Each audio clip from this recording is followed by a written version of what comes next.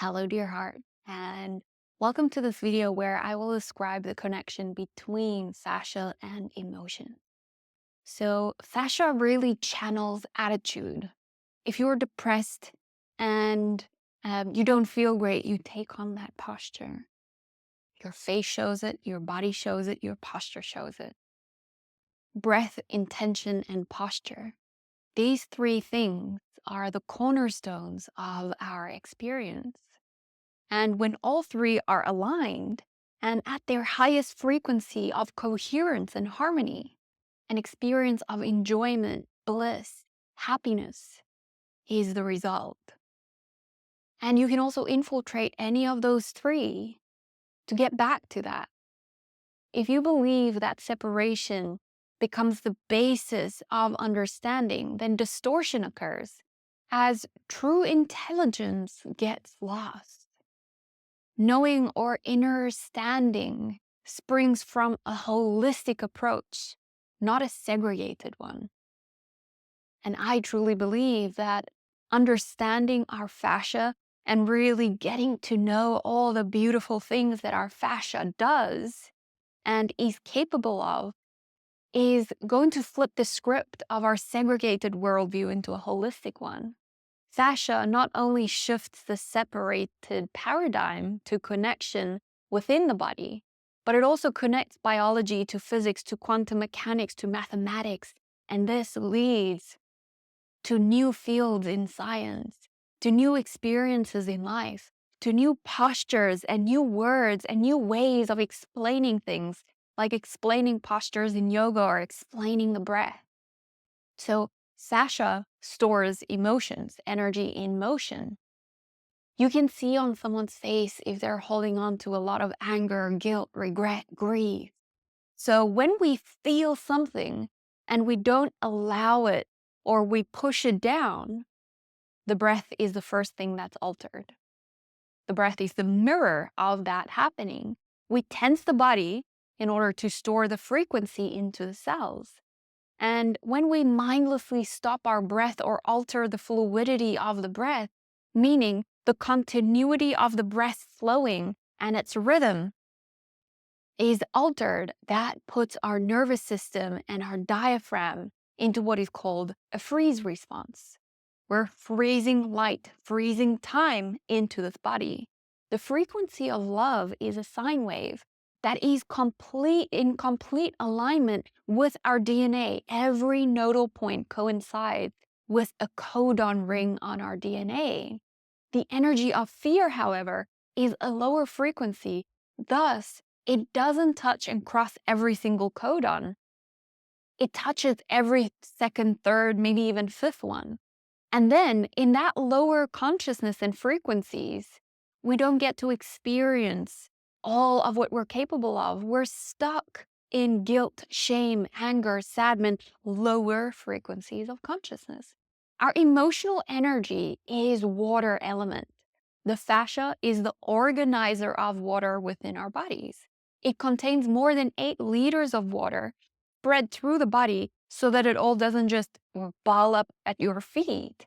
And this is almost double the amount to your vascular system. So our emotional state depends on the health of our fascia. Water is only toxic when it becomes stagnant. So when we have adhesions in our fascia and we don't move, our lymph depends on movement to drain back into the blood plasma, by the way. So this is why movement is super important every single day. When it doesn't happen, the water gets stagnant and toxic in the interstitium fluid or interstitial fluid. Now, with an injury, with trauma, with stagnation, it is important to realize that all sensory inputs, sight, smell, touch, sound, all of these are information that is present within the plasma itself. So when that gets stuck in specific spots around the fascia, it builds a protective barrier around that, not to overwhelm the entire system. But in turn, through that entire system is now out of balance. The original balance is upset and it's now recreating itself. Now it has to adjust the overall balance and it creates a new baseline. because the body always comes back to homeostasis. Whether that is optimized and coherent homeostasis or it's a newly adjusted, compromised homeostasis, it will balance out as best that it can. So when we work with trauma and to release trauma, there's a few things to notice that is important. And I always encourage anyone that hasn't tried this to definitely look into it. We have to have fresh energy flowing in, breath, prana, chi, life force, else the body will not release old trauma.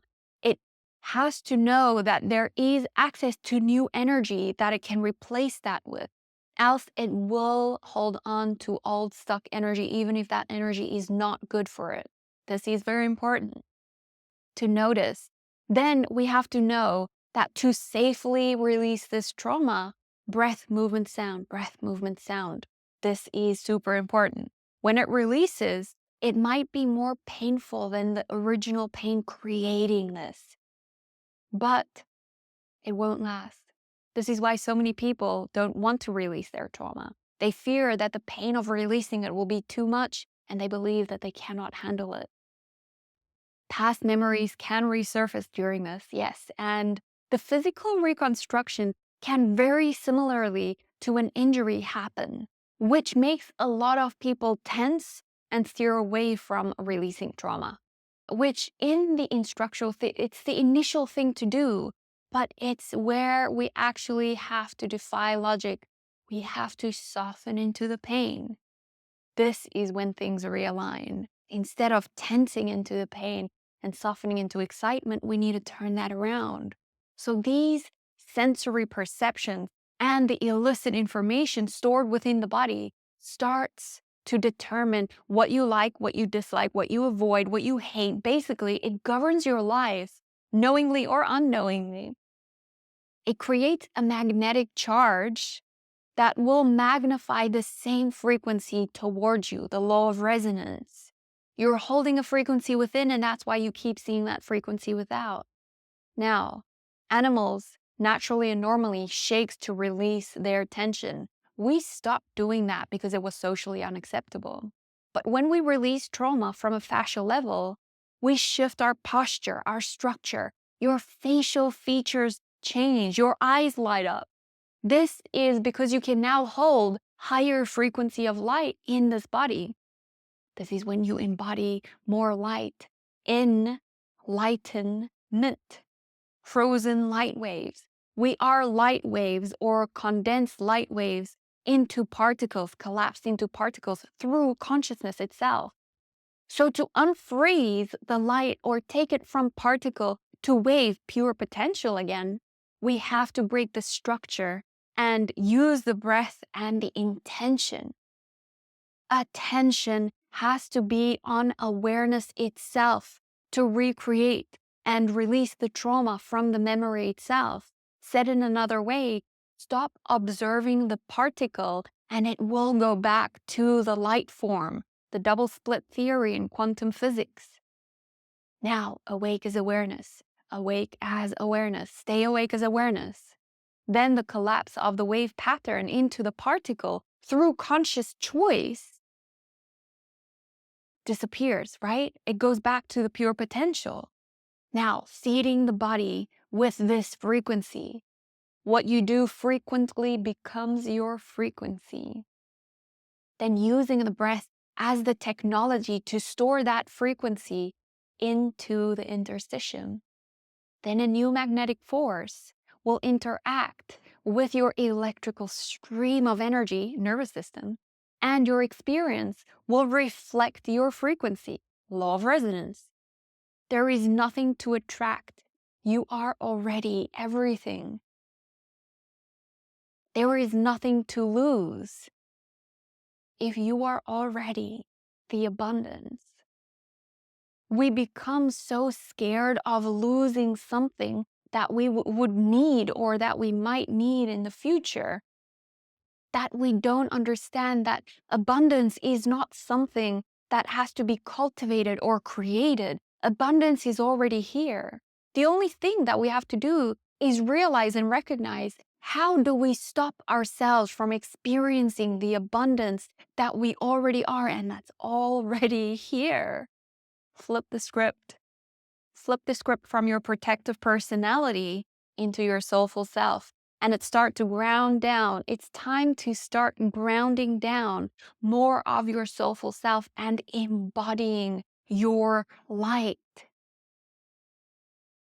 So this is how emotions are connected to our fascial system. Being awake as awareness, and then having the conscious choice of what elements do we want to embody and experience within this life.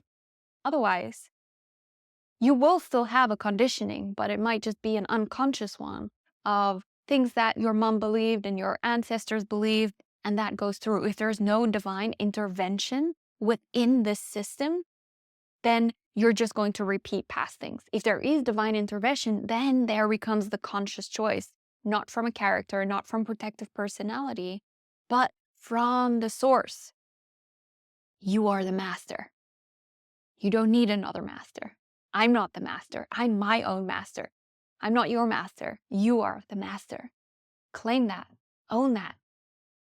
Much love.